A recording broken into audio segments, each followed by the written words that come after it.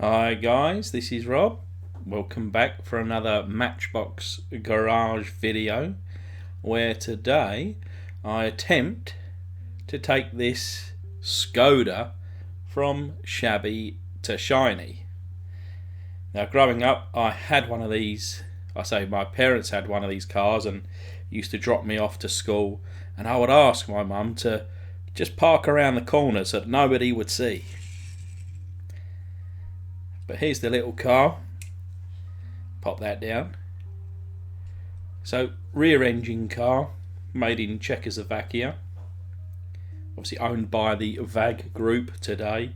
Still trying to shake the Skoda name. But reads Matchbox Skoda 130 LR 1986. Matchbox International Limited. Made in Macau.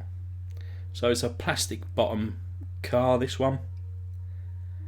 Obviously in some kind of racing livery.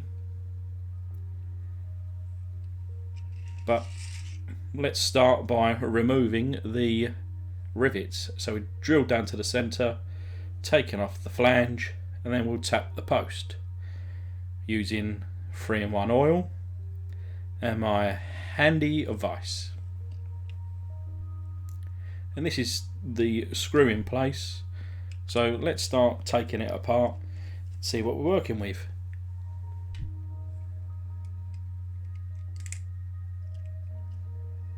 So just one rivet on this one and then a couple of tabs on the back. Wheels are easily removed, and I plan on cleaning this base up and painting it.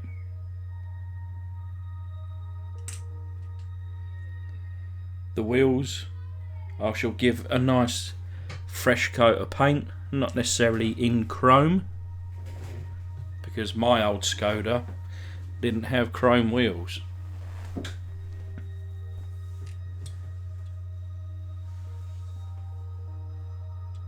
So the interior plastic shows the engine and also the front grille.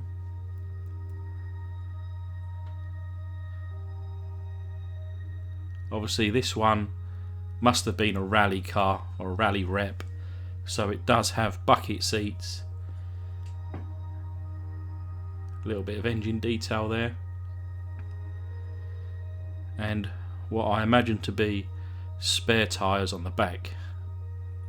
Mine didn't have that growing up, but we'll gloss over that. So the glass in one piece also houses the headlights.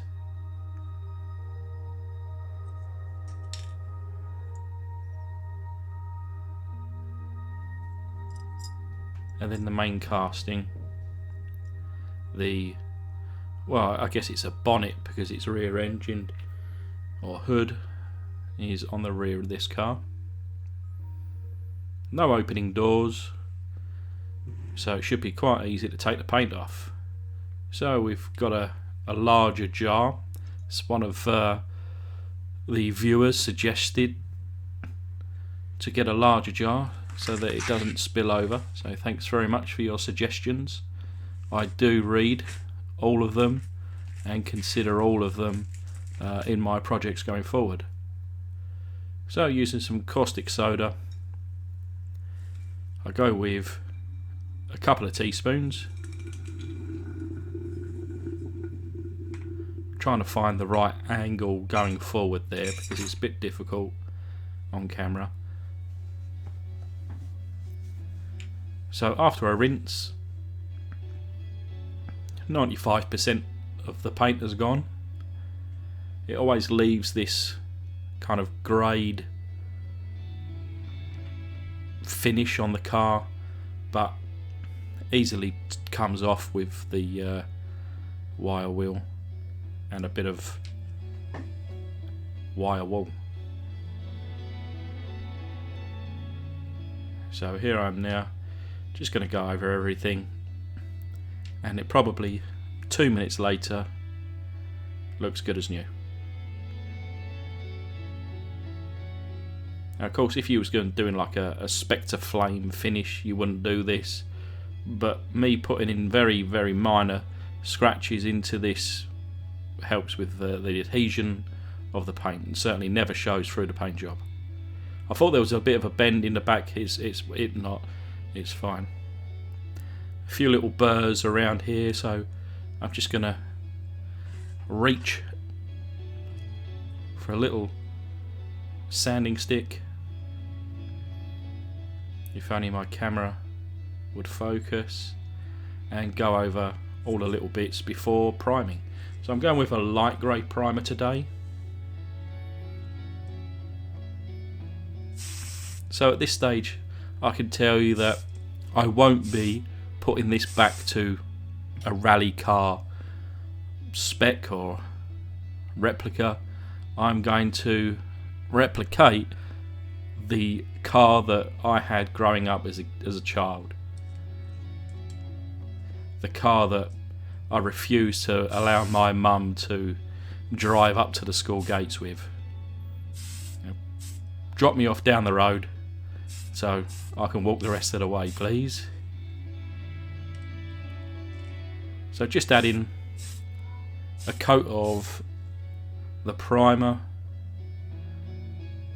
Matchbox, so I'm told, never primed, so just one little coat will certainly be better than perhaps the factory.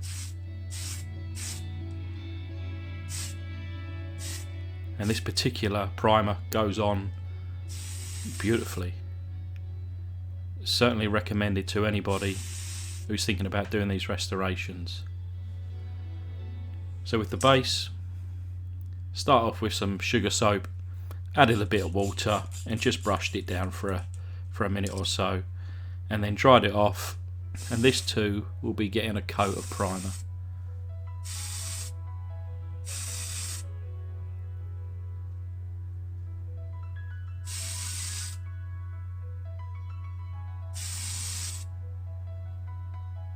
So for the colour of the car, we're going with brown. Some X9 mixed in with some X2 white, just to bring it down a few shades. Obviously using the thinner there, a 2-to-1 ratio or there or thereabouts, to make it in this case, like a milk chocolate consistency.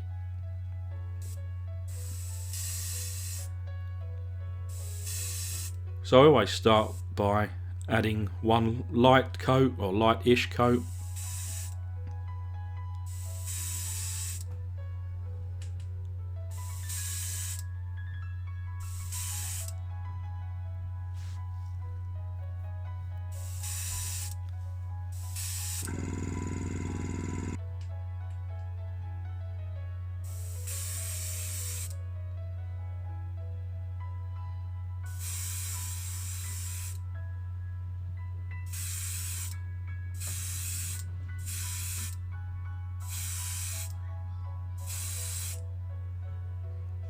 Trying to hold the casting correct in one hand whilst painting in the other hand, whilst trying to keep everything kind of in focus on the camera is quite a task, let me tell you. So that's why I tend to just do one little light coat on camera, and then I can concentrate on finishing the job off camera.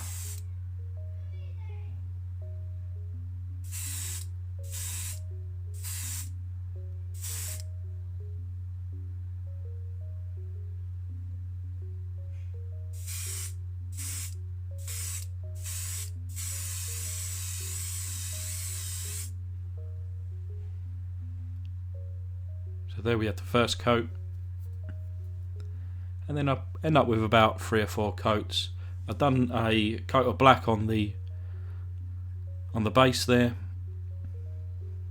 Looked like from factory it was black, and then using the TS13 into some hot water, you know, not so hot that I can't put my fingers in, but certainly uncomfortable.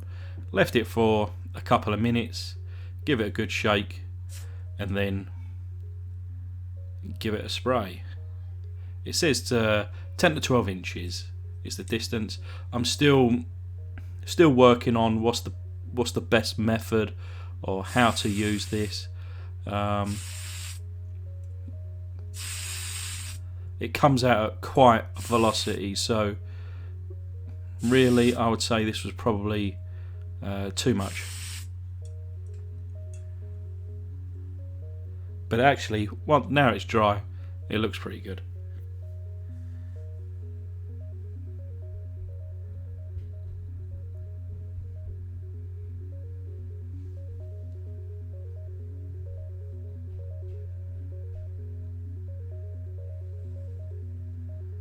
Also done the same over the base. I actually wish now that I just left it in the black, but that also dried okay in the end. So here it is dry, so I'll just put that to one side.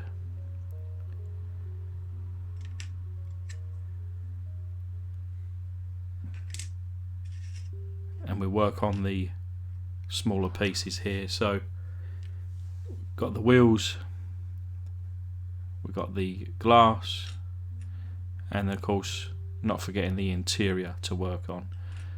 So with the wheels I went with a silver paint rather than a chrome to replicate the kind of silver hubcaps my old Skoda used to have, and then just took a few little details within the interior of the car, steering wheel, kind of the gear stick, centres of the seats, centres of the wheels, a tiny little bit on the front grille there, and then I used the earbud or Q-tip to take off the majority of the silver paint just so that the black would shine through. And I've watched a few YouTubers where they use this auto sole with this earbud and shine up the plastics. I didn't really think it did too great, although off camera I did go over it with my standard car polish as well. Felt like I come up with a better finish. So just adding in some details there. And for the front lights as well, put a bit of white paint on the inside, and hopefully that it kind of, you know, it looked a bit more realistic.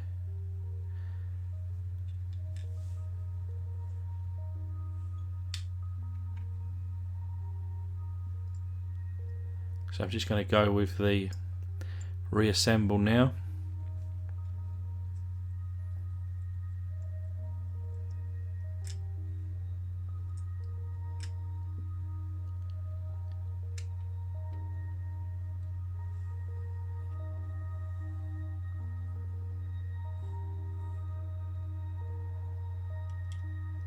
I still remember the registration plate of the one I had. This is in the kind of mid 90s. This would have been.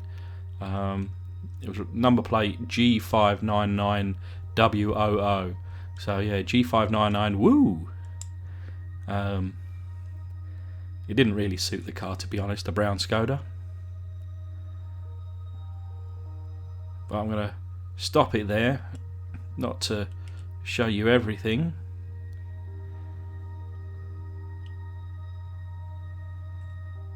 And there's a little reminder of what she looked like to start with, and the result. I absolutely love this little car. This one I did for me because of the memories that I had as a kid. Okay, yeah, this one is a little bit sportier than the one I had. You know, it's got a kind of bit of a spoiler there, a bit of a chin spoiler, and not forgetting the bucket seats. But this to me is perfect. I absolutely love it. It's probably my favourite car in my collection now. Thanks guys for watching. Hopefully you'll subscribe, and let's all look forward to the next one.